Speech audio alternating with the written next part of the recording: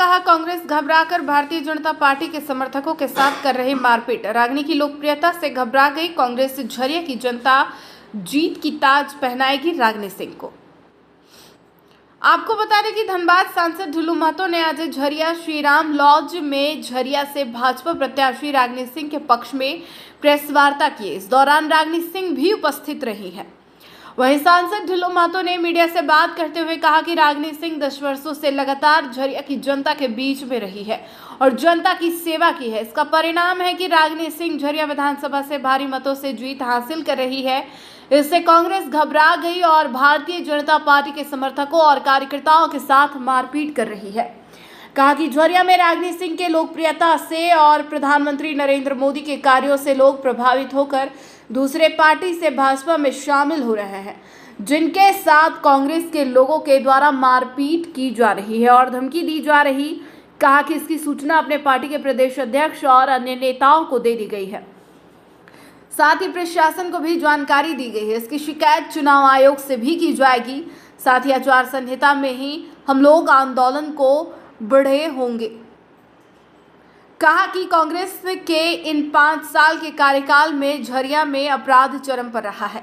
निरंतर ताती, धनंजय यादव, बुद्धन मंडल, प्रवीण राय यादव, रंजीत साहू समेत कई की हत्या हुई है और कई लोगों के साथ मारपीट की घटना भी हुई है। आज का प्रेस कॉन्फ्रेंस का मुख्य उद्देश्य, सब लोग ले लीजिए भैया, अभी बाबूलाल जी कुरान बोले। देखिए, सबसे पहले तो सभी प्रेस छायाकार बंधुओं को मैं अपनी ओर से हार्दिक दिल से मैं बधाई देता हूं और आप लोगों से मेरा आग्रह होगा कि जो वर्तमान समय में झरिया में 2024 के विधानसभा चुनाव के दरमियान जो स्थिति धीरे धीरे बनता जा रहा है, उस स्थिति को आप जनता तक जरूर पहुंचाएंगे और हमारे लोकप्रिय प्रत्याशी रागिनी सिंह जी, जो आज लगातार 10 वर्षों से कड़ी मेहनत, परिश्रम और लोगों का सेवा का परिणाम है कि इनका चुनाव जीतना, यहाँ के लोगों का आशीर्वाद इनको मिल चुका है, जितना तय है। इसलिए विरोधी घबरा चुके हैं। उसी का परिणाम है कि आज असामाजिक तत्वों द्वारा हमारे कार्यकर्ता, भारतीय जनता पार्टी के कार्यकर्ताओं को डराया जा रहा है, धमकाया जा रहा है, उनके घर में पथराव की जा रही है, मतलब तरह तरह के हथकंडा अपनाया जा रहा है। आज कई ऐसे दल, झारखंड मुक्ति मोर्चा, कांग्रेस, कई ऐसे पार्टी दल को छोड़कर हमारे प्रत्याशी रागिनी सिंह जी का मेहनत और परिश्रम का परिणाम है कि इनका काम को देखते हुए भारतीय जनता पार्टी के नीति और सिद्धांत को मानते हुए भारतीय जनता पार्टी में सदस्यता ग्रहण कर रहे हैं। वैसे लोगों पर धमकी दी जा रही है, पीटा जा रहा है, मारा जा रहा है। प्रशासन को सूचना देने के बाद भी प्रशासन वैसे लोगों पर कार्रवाई नहीं की जा रही है।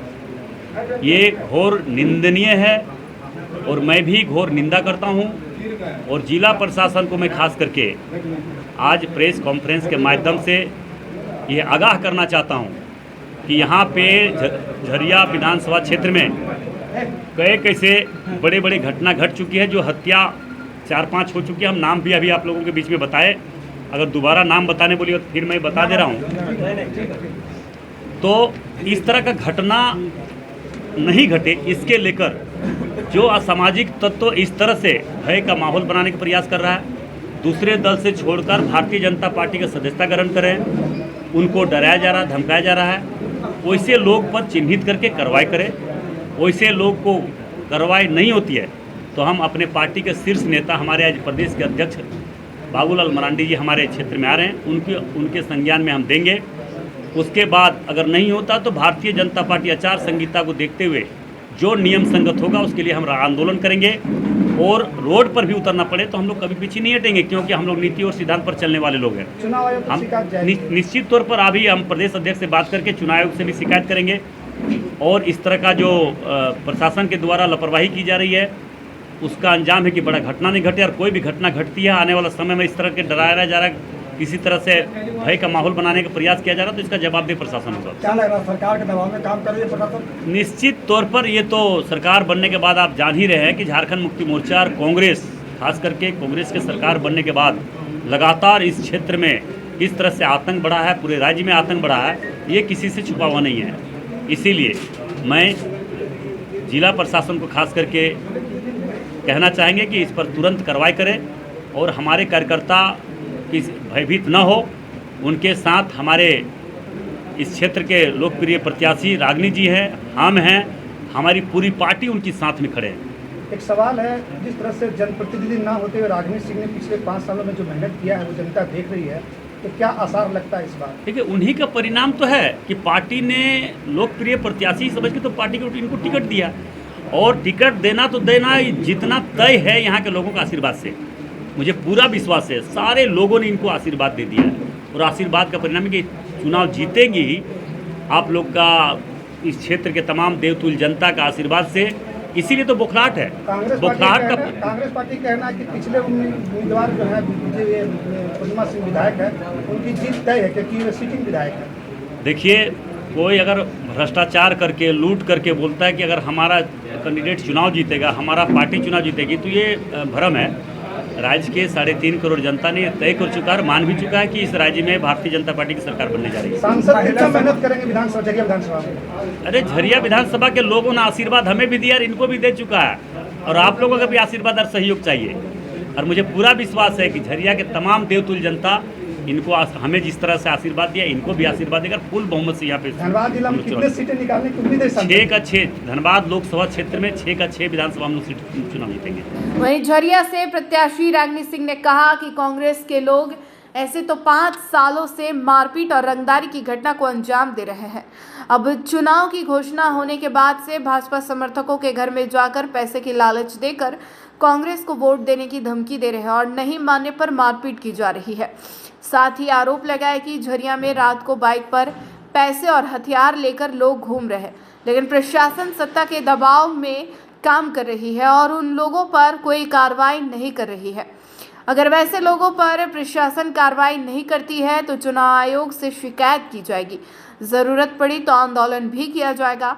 साथ ही कहा कि झरिया की जनता के साथ कुछ भी होता है तो उसका सबसे पहले तो आप सभी को बहुत बहुत धन्यवाद, और अपने धनबाद के लोकप्रिय हमारे आदरणीय कुल्लू महतो जी उपस्थित हुए हैं। सबसे पहले तो झरिया विधानसभा में उनको स्वागत अभिनंदन करते हुए बहुत बहुत धन्यवाद, आभार प्रकट करती हूँ इनके नेतृत्व में आज ये प्रेस कॉन्फ्रेंस रखी गई है, और बहुत ही विस्तार से हमारे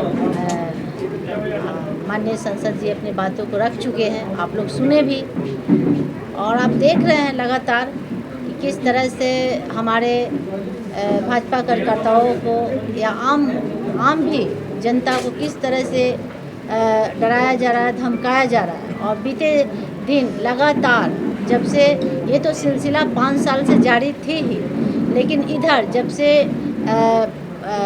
टिकट घोषणा हुई है तब से लगातार हमारे भाजपा के कार्यकर्ता के घर जाकर लोगों का धमकी जाना, लोगों को डराना, ये लगातार सिलसिला जारी है। यहाँ तक कि जितने भी अपराधी तत्व के लोग बाहर में फरारी में थे, वो अभी झरिया विधानसभा में खुलेआम घूम रहे हैं। प्रशासन को हम लोग लगातार सूचना दे रहे हैं, प्रशासन सत्ता के दबाव में काम कर रही है, लेकिन हम आज प्रेस मीडिया के माध्यम से बोल रहे हैं कि अगर इस पे प्रशासन पहल और काम नहीं करती है तो हम अपने कार्यकर्ताओं के घर, जैसे ही मुझे सूचना मिलेगी कि हमारे कार्यकर्ता के घर कोई पहुंचता है, चाहे अपराधी तत्व के लोग हो या विपक्ष के लोग डराने धमकाने की कोशिश करता है, तो मैं खुद पहुंचूंगी और अपने जितने भी हमारे शुभचिंतक साथी हैं या भाजपा के कार्यकर्ता हैं, उन्हें एक भी खरोच नहीं आने देंगे। जब तक हम लोग हैं, भाजपा के नेतागण हैं, हमारे माननीय संसद जी हैं,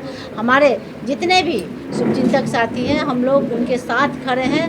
और कुछ भी होता है, एक भी खरोच भी आता है तो इसका जितना भी अगर जिम्मेवार हो तो प्रशासन है, क्योंकि हम लोग लगातार प्रशासन को सूचना दे रहे हैं। सूचना देने के बावजूद भी प्रशासन मौन क्यों है, मुझे भी समझ में नहीं आ रहा है। लेकिन ये तो पता चल रहा है कि सत्ता के दबाव में प्रशासन काम कर रही है, और हम भी चुनाव आयोग से हम लोग ज़रूर इस पे हम लोग काम करेंगे, ये इस पे हम लोग बात भी करेंगे, क्योंकि रात में है और अवैध सामान लेकर, हथियार लेकर, डंडे लेकर, चाकू लेकर पैसे लेकर लोग घूम रहे हैं।